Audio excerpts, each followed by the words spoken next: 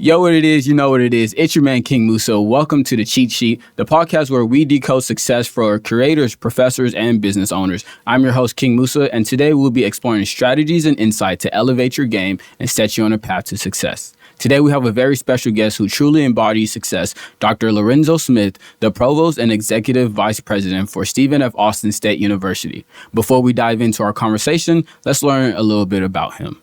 My first question, Dr. Smith, is could you please introduce yourself and tell us about your current role at Stephen F. Austin State University? Well, thank you for having me. It's always a pleasure to share this information. Again, the name is Lorenzo Smith. I'm the Provost, Vice President of Academic Affairs at SFA.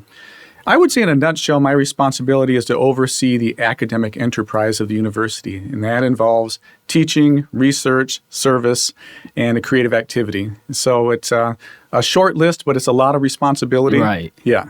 That's beautiful. That's beautiful. Can you share a little bit about where you grew up and how early experiences shaped your path for becoming the academic leader? I grew up out in the country. Okay. In Illinois. Illinois. That's right. Yeah, we were not farmers, but we had a lot of farming friends.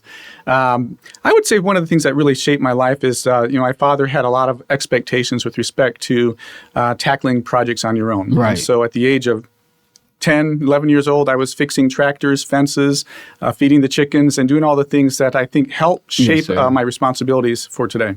Okay. What are some of your personal and professional passions, and how did they influence your career?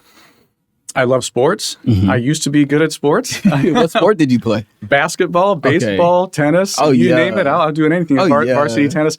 I was a gym rat in basketball. But, at the age that I'm at now, it's more of just trying to stay in shape and stay healthy. Yes, sir. I definitely enjoy reading. I like walking on, nature trails with my wife, spending time with my sons, who are now young men. But it's kind of, some people would consider it kind of a boring lifestyle, but it works for me. I feel like that's relaxing. I won't deny it. I'll take it if you could just spend time with your son, come back to work, and then be able to play sports. Yeah. As the provost and executive VP, what's your vision, and what vision do you have for the future of SFA, and how are you working towards achieving it? Well, I would say, in short, capitalize on what we're doing very, very well. At SFA, we provide outstanding instruction.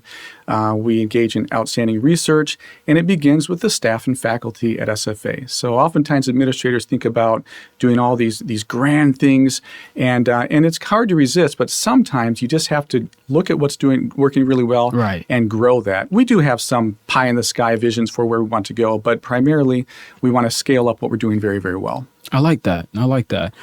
Can you take us through your career journey? What are some key moments and decisions that brought you to your current position?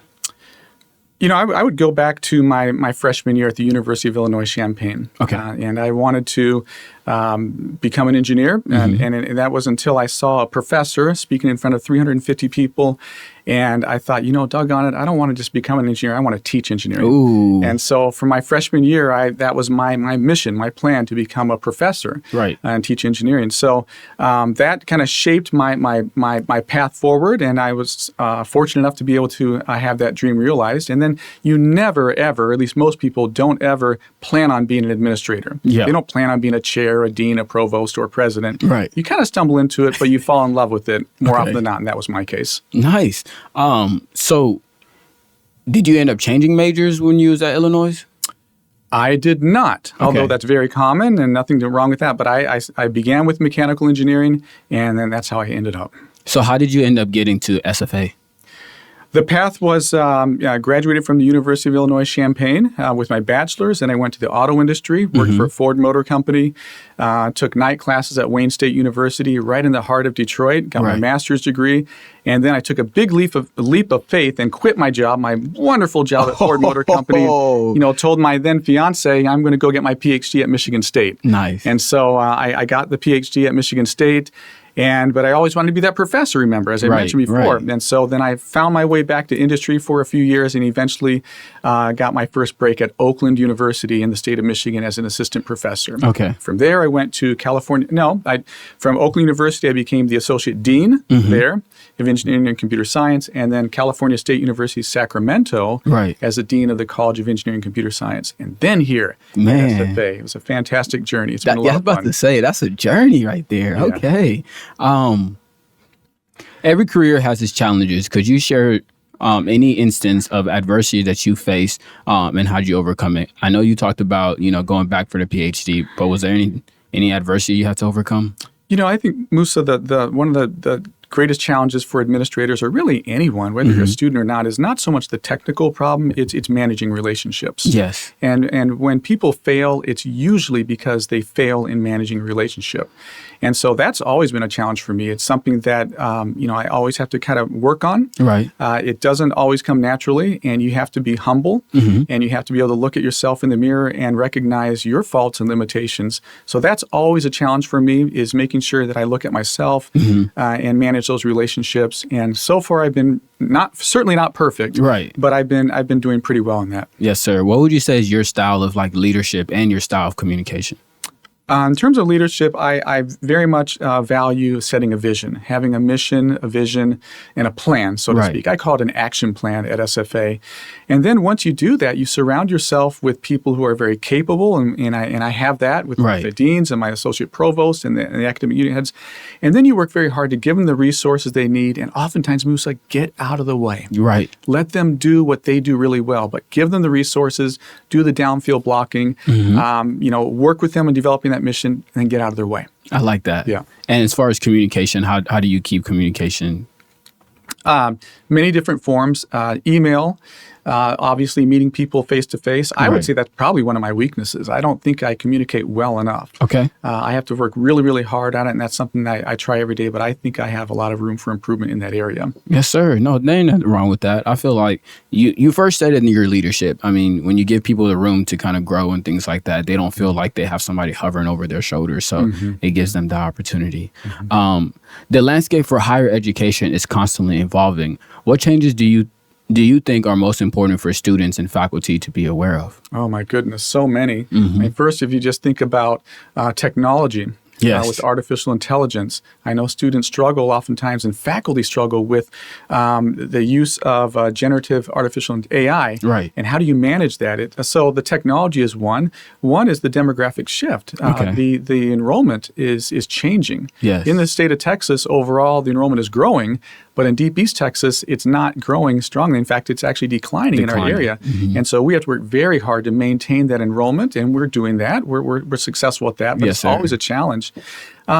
Accessibility is something very hard. We want to make sure that classes are accessible to students. Some of them, for example, are very accustomed now to online. Well, 6-7 years ago, many people thought, that's not for us. But now students want it more and more. Faculty want it more and more.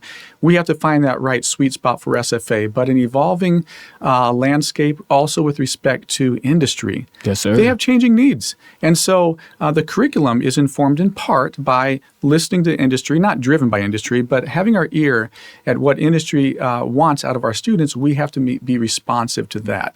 So there are a lot of different areas that we have to work on, and that's what makes academia so fun. So one thing that I take pride in, or I look forward to when I'm in education, is when you see somebody doing something that you desire to do, right? Like when you mentioned that professor that was teaching mechanical engineer, right? How important is it for students to see their professors or the faculty member kind of leading that way? Oh, I think it's very important to be able to just see themselves in that professor is very important. My wife and I homeschooled our children, and we had a classroom downstairs, and it was very important for me for them to see images of people who look like them, and to help kind of inspire them, because oftentimes for mom and dad that's not enough. But having role models is very, very important, and that's one of the reasons why I'm so proud of SFA. We have outstanding faculty and staff, role models, our academic advisors.